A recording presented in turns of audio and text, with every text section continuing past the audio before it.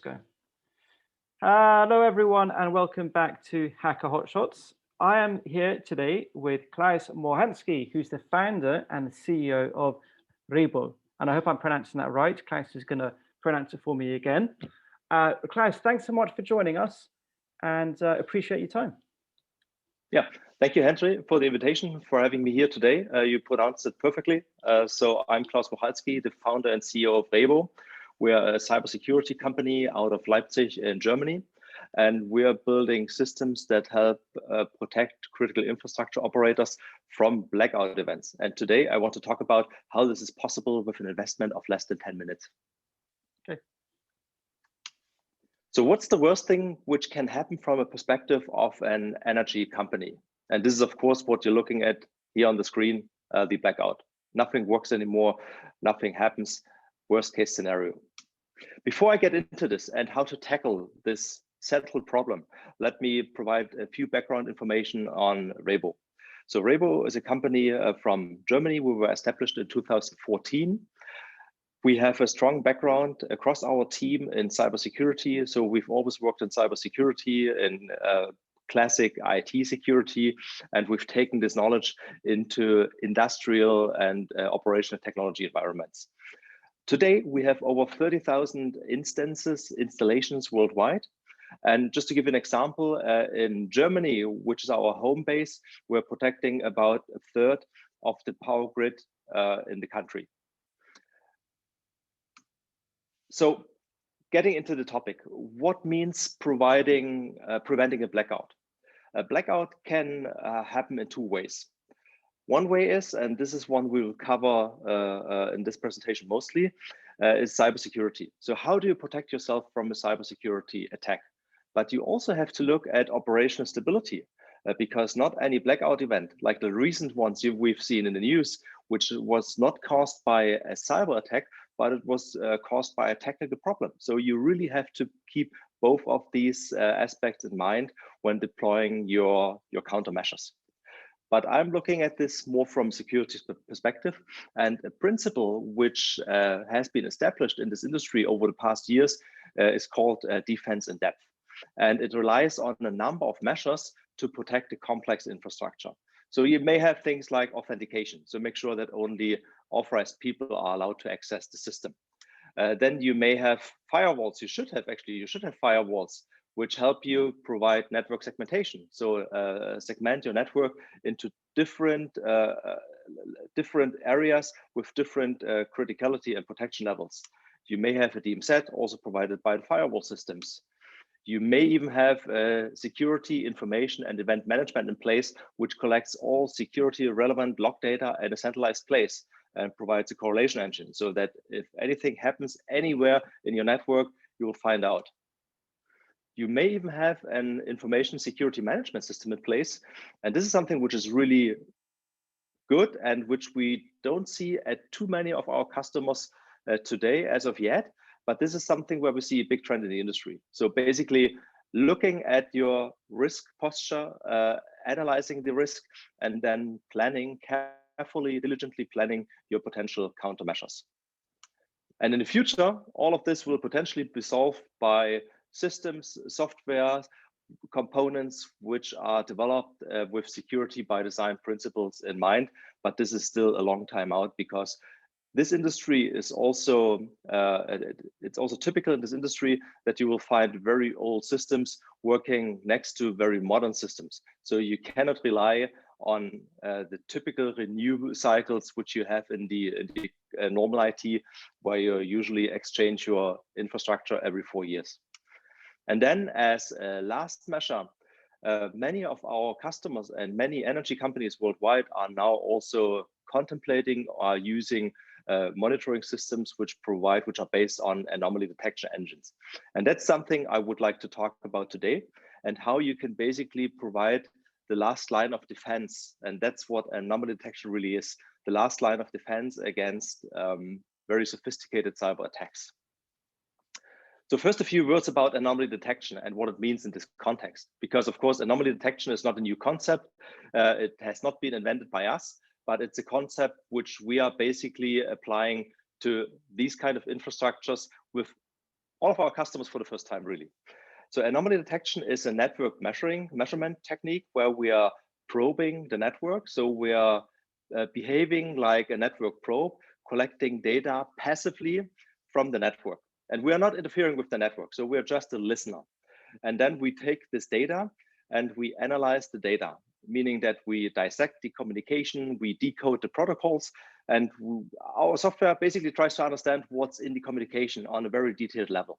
And this creates a huge stream of decoded data on network behavior, on the kind of information exchanges happening between all the systems.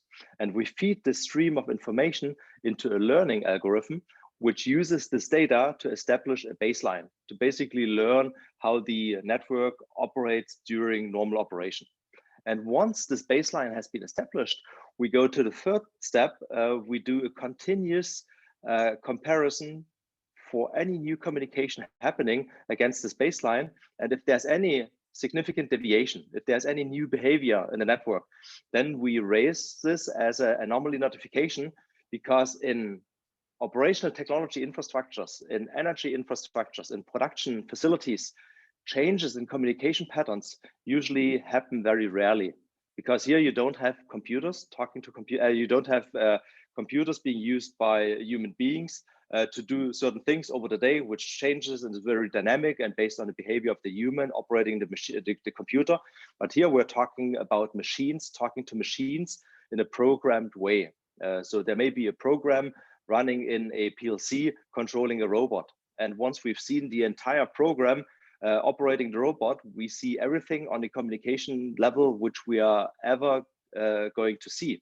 So meaning after an initial learning period, there are no changes in communication patterns anymore. So to give you a better understanding of what we mean by anomalies, I've listed the most important ones on this slide. So on the right-hand side, there's the easiest one, which is a new network participant. So basically a new system, a new computer, let's say a maintenance laptop, joining a specific monitored infrastructure and being active for the first time. This is a very ordinary event for a typical IT infrastructure, but it's definitely worthwhile observing in an OT or critical infrastructure environment, because they are new participants. So new systems usually don't turn up during the normal operation. Then if we go to the left-hand side, new communication relationship. This is the next level of complexity. So here we have two systems which our anomaly detection engine has already recorded. So they are known to the system, but they have not communicated to each other before. So now they are suddenly communicating to each other for the first time. So this could be the start of something serious. And that's why we report it again as an anomaly. And if we go down here, the new protocol. This is an event where we have two systems. They are known, they have communicated before, and suddenly they are communicating with a new communication protocol. So let's say there are two control terminals and they are communicating with the IEC 104 control protocol, which is typical for European energy companies. And suddenly there is an HTTP access, so basically a web access between the two systems. If this happens, it's reported as the new protocol anomaly. Then we go further to the right, and this is the next level of complexity. Here we have a new operation inside a known communication. So again, two known systems, known communication. And let's say there's a programming connection between these two systems, and there's a laptop programming a PLC. And over this connection, we have seen read access over the past days, weeks, or months, and always read access. And suddenly there's a write access. So for instance, there's a program update or there's a firmware update. And if this happens for the first time, the anomaly detection engine again notifies the operator of this change in behavior. And this may all be part of planned operation, and it may all be normal and desired behavior, but all of these events are at least worthy of a closer examination. And if we go to the top, we are getting very, on a very detailed level, we are basically getting closer to real process monitoring. So most data exchanges in OT environments, they happen on a regular basis. So there might be a sensor which is being polled every 2 seconds. And the engine also learns that there's this fixed cycle of polling. And if this cycle is changing, like if the polling happens faster or slower or stops entirely, then again, this causes an anomaly notification. So at the end, the idea of the anomaly detection engine is to catch any event which may potentially lead to a disruption of the infrastructure of the system we're monitoring. So now back to the title. How does the system help to catch cyber attacks? And if so, does it really do this in 10 minutes? And the secret here, and the key really is the constant communication patterns, which I mentioned before. And to underpin this argument, I've taken 2 screenshots from a real world system. And this is an example from an energy operator. So on the blue graph, you can see it's a protocol graph. It shows the top protocols on a certain network connection. And you can see there are only 2 protocols. There's this IEC 104 protocol, which is a typical control protocol with European energy companies. And there's some NTP communication. And as you can see, it's very stable over time. It's a flat line. There's a small spike at around noontime, but this is the only exception. And if you go to the left, this is a more detailed look of the same picture. I can't hear you. Sorry, the slide hasn't changed. I'm on examples of the graph in the background. If you look at the graph in the background, yeah, I don't have the blue one. All we have is on the left. All we have is examples of anomalies. That's the slide that's I'm on. Did you get? Do you see it now? No, it didn't switch. Okay. Yep, that's it. That's good. That's good. Okay, sorry. Please continue. Okay. All right. So on the right-hand side, there is this blue graph with the protocols, the 2 protocols, the IEC 104 protocol and the NTP, very little NTP traffic, and it's basically flat. And on the left-hand side, you see a more detailed graph where you see the different operations inside the IEC 104 communication. But again, it's a very flat curve, meaning that there's not much change happening, and it's a very constant communication behavior. And this is not just true in energy networks. This is the same graph over a longer period of time. And you can tell from the bottom, it goes from the December 2nd to December 20th. And it shows it's a packaging facility at a food and beverage company. And you can see over a course of nearly 1 month, it shows very stable behavior with just a few protocols, mostly Siemens S7 communication. And there's only a small spike of HTTP communication. And this was actually an update process, and there was installation running by some maintenance people. But otherwise, all the control system protocols are very stable over time. And that's really what I said at the outset. If the anomaly detection engine is properly trained to target infrastructure, then the level of new anomalies based on new communication patterns is very low over time. And one of our largest customers here in Germany, who runs a power grid with about 5 million households, customers, they usually spend 5 days in the morning and 5 days in the evening going through the new anomalies of the day. And it's usually less than a handful. And this provides them with full visibility of everything which is basically passing through their other means of protection. So I want to show you a real world example, what still remains. And this is taken from our security audits. So with any new customer, we do what we call a Rhebo Industry 4.0 stability and security audit. So we basically combine the training period of our system with a deep analysis of the target infrastructure, where we collect data for a couple of weeks, and then we do a full report, a full assessment of the infrastructure.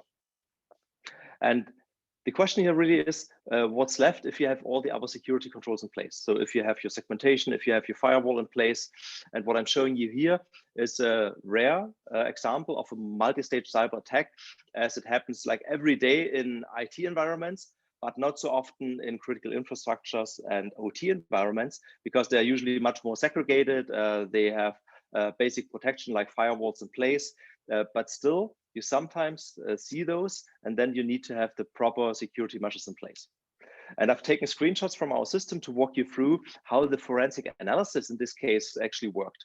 So what we are seeing here is again a screenshot from our system, and I'm sorry that it's German, but it's taken from a German operator. So what we see here is a port scan, a UDP port scan, and that's usually a port scan is always like the first step in most cyber attacks. So this got caught by the system in real time, and so if you have an alert operator, they would be suspicious and they could immediately investigate. So in this case, they actually didn't do it. So they looked at cyber attack as it developed over time. And on the right-hand side, you see this small button, download PCAP. And PCAP is a standard storage format for network traffic, which network forensic companies can use for detailed analysis. And so we provide a packet capture for any of the anomalies which our system detects.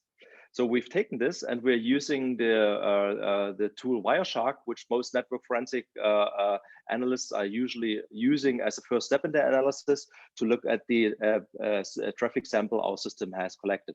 And here you see a typical UDP port scan. So basically confirming what the anomaly message already told us.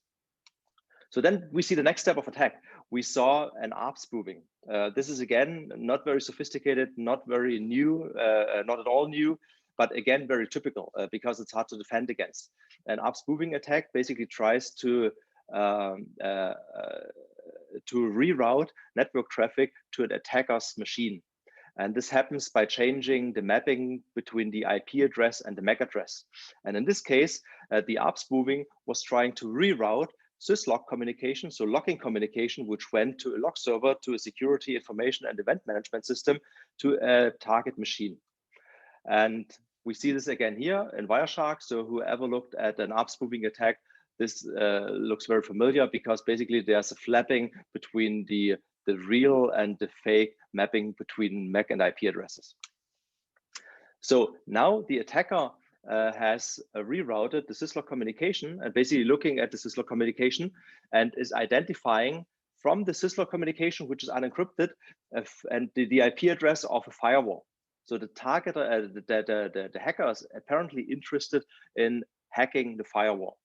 So with this information, and here again the detailed information, with this information, the attacker is trying to use standard HTTP attacks against the firewall, doing a brute force attack to find out the username and password. And by looking at the PCAP, we basically find out, if you look down here, they are using standard default passwords trying to log into firewalls. And that's also something very typical. And it's a big security issue that many users are not changing their default passwords. But in this case, this attack is not successful, so it doesn't work. And in the next step, a few days later, we see suspicious traffic over a TCP port 1337. And you can see here it's marked as custom, meaning that our protocol detection engine doesn't detect a specific protocol. And so we looked into it. And what we saw is that the attacker was able to place a reverse shell access initiated from the firewall back to the attacker's machine. This is again a typical tool for attackers, and there are many means of setting up these reverse shells. But at the end, what this reverse shell gives the attacker is root access to the firewall machine. And this was successful, and we can see it here. We basically assembled from the captured stream, from the captured communication, the TCP stream of the console session, of the shell session. And here you can tell that first the attacker wants to know if they have the right credentials, so they have root access. Then their playback, they do playback of a pre-recorded PHP script, which basically adds an allow all rule to the firewall, basically taking the firewall entirely out of the communication, so leaving the system protected by a firewall completely open and unprotected.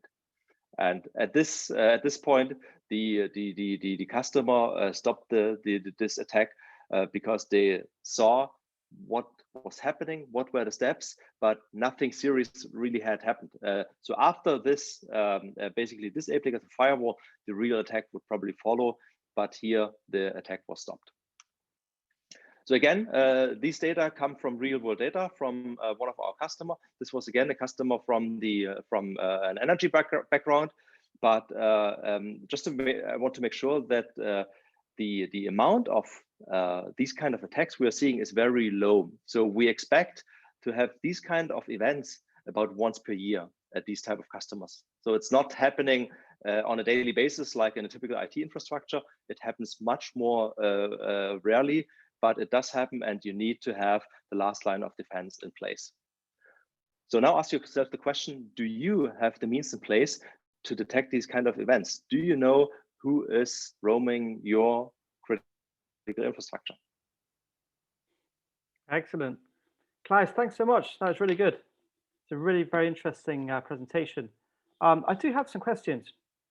Sure. One kind of, and forgive me if I'm being a bit ignorant here, but why is the SCADA network connected to the internet anyway? I mean, shouldn't it just be like not connected to the internet? Right. That's a good question, because many people still discuss the so-called air gap concept. So that there's really an air gap, an entire physical separation between different networks. But this is not true anymore. So it's a good concept, it's a good idea, but it simply doesn't hold true because you have things like remote access. You need to have data access, providing like machine data back into your ERP system, into your operational planning system. And to provide all of this access, you basically can't carry Excel documents from A to B anymore. And that's why most companies in the world have this. They don't have this air gap anymore. So the air gap is a myth which doesn't exist anymore. It may still exist, let's say, in a nuclear power plant, but in most other environments, the air gap is simply gone, and you need to make sure that you have all the security controls in place. And if you run a really tight shop, you may have things like data diets, which make sure that information can only flow in one direction. You may have firewalls, which I discussed, but you always need the last line of defense, but because all of these systems can be overcome. Okay, cool. Does your system also detect bad insiders? So what I mean, for example, is say I'm an employee, okay, and I'm really, I lost my job. I'm very pissed. I'm very upset. Is it able to detect the insertion of a USB and then a program? I mean, I guess the answer is yes, right? I mean, it can detect someone inside the company. Well, yeah. So that's actually a strength of a monitoring solution like ours. Not specifically ours, but a monitoring solution which you place inside of your infrastructure, because we are not living. Our system does not live at the edges, like at a perimeter, like a firewall, like a gatekeeper. But we are inside the targeted, or inside the infrastructure which you strive to protect. To find, basically as a last line of defense, to find the people who managed to pass through the firewall, but also the insiders who are doing something bad from the inside. And not just insiders, but also if there's a regular maintenance engineer doing some misconfiguration. Like we had an incident at a customer. They were planning a firmware update on a PLC, on a production line. The production line was shut down, and they put in a maintenance laptop, started the Siemens programming software, and they have to manually enter IP addresses because they're not using names, but IP addresses, fixed IP addresses. And there was a typo in the IP address, and the update was not targeted to the production line in maintenance mode, but to a production line at the other end of the shop floor, which was not in maintenance.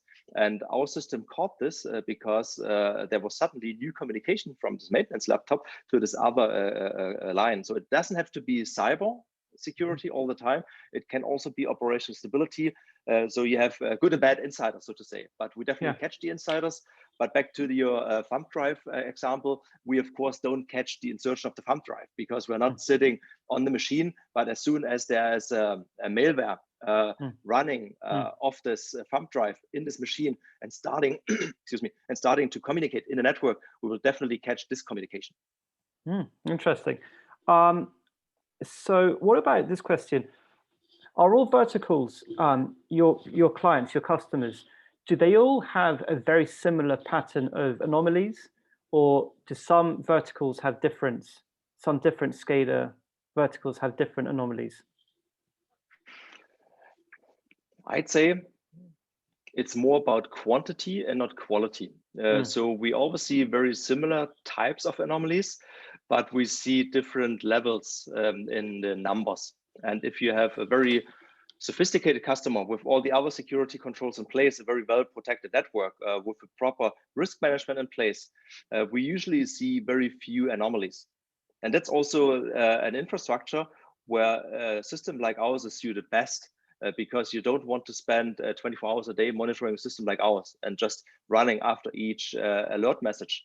But you want to have all the other security controls in place before. And that's really where customers are differing. And in our critical infrastructure, customers are usually quite mature in the sense, because they have usually implemented an information security management system. So they know where the risk roughly lies, and they've put some countermeasures in place.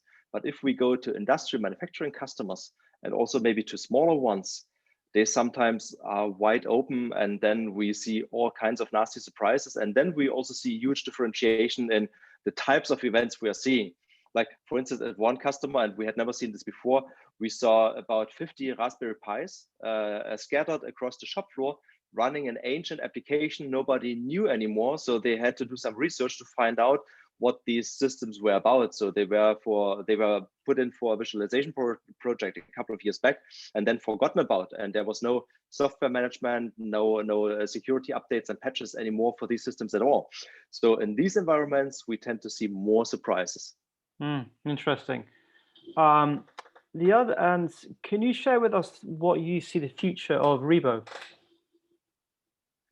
So right now we are pretty much focusing strongly on industries that are regulated in one way or the other as critical infrastructure, because as I just mentioned, this is where a system like ours makes most sense. So our system is not the first you put in, but it's one of the last you put in.